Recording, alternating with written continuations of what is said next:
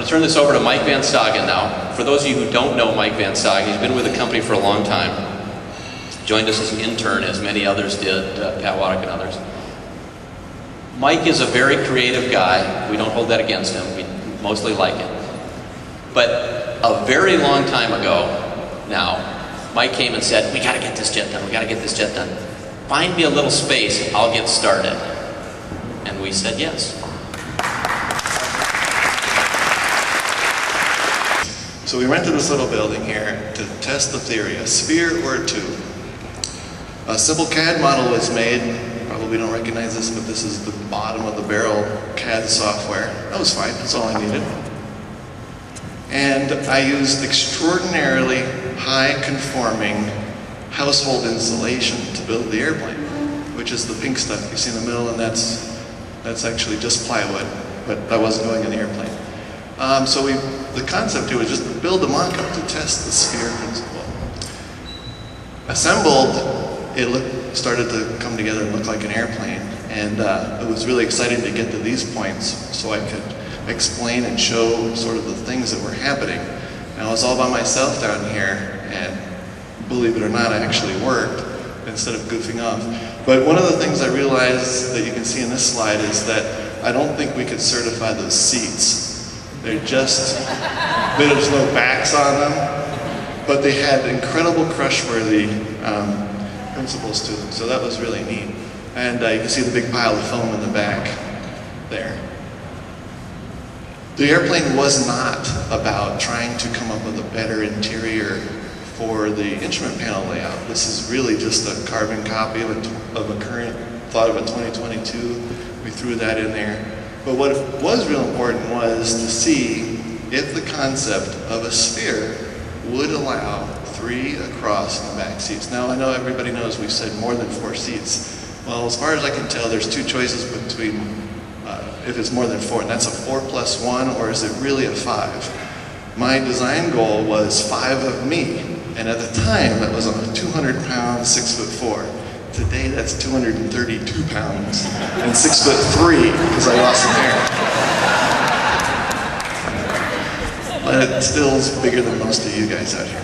Okay, so that was the way it worked, and I think we proved that the mock-up was a fantastic way to demonstrate that yes, in fact, a sphere approach would work. And it also provided the basis for the comfort that we were looking for. And what was so important here to recognize is that as a composite designer, as a composite design manufacturing facility, let's leverage what this material was born to do. It was to make any shape you could possibly imagine. Surfling and Pat Waddick come down. Are they here? Steve Surfling is also part of the advanced development team. The way I normally describe this is Mike's in charge of what and Steve's in charge of how.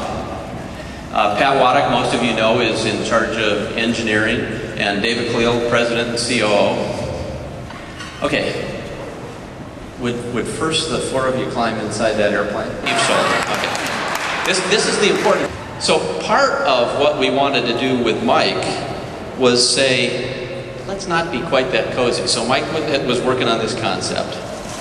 And part of this is about shoulder room and elbow room. So slide back there a little bit. So the middle seat slides back. If we can get the camera up to show that. Now it's like circus tricks. So now you've actually got elbow room. And believe it or not, warped airplane nuts like us, we'll sit in these mock-ups for hours having meetings and discussions. We'll just sit there and talk and talk and talk. And pretty soon you say, gosh, we've been in here for a couple hours. This isn't too bad. But it reduces how friendly you have to be. You've got elbow room, you've got leg room, and as you can see, you got a lot of leg room. Show them some leg room here. Not their legs, just the leg room.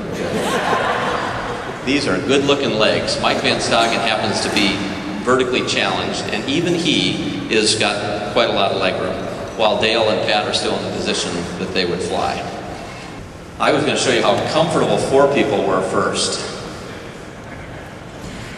But obviously, four pretty good-sized people are pretty comfortable. 5 people are in this configuration. A lot of flying, right? Andy, you want to climb up the pilot side?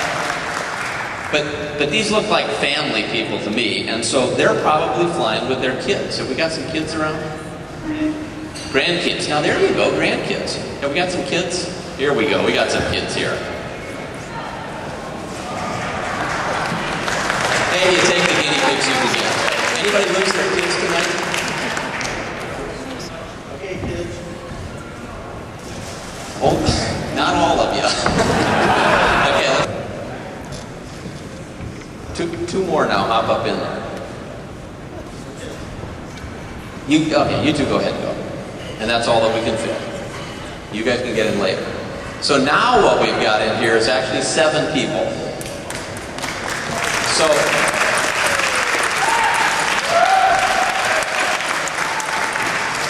and we've been teasing you guys for a long time about this airplane. It's a warped sense of humor we have, but you can imagine the kick that we get out of it. You were reading Copa, and last week there was this comment on there about, I'm just worried that the airplane won't be big enough. And you'll all get a chance to sit in here in a bit. So in this configuration now, we've got 3 people in the very back. They're actually jump seats which come back up out of the back. You wouldn't put Mike Van Stoggen in the very last seat. I'm a little challenged head-wise, and you'll always be trade-offs on weight, but not balance. But in this case, we've got kids in the jump seats that pop up in the back. The middle seat can still slide back and forth, depending upon where the nanny and the babysitter and so on. When we were putting this together, Paul made the comment that this was the perfect design for kids in the back. So we actually have 7 seats in this airplane with a very flexible configuration. Great, pile on out.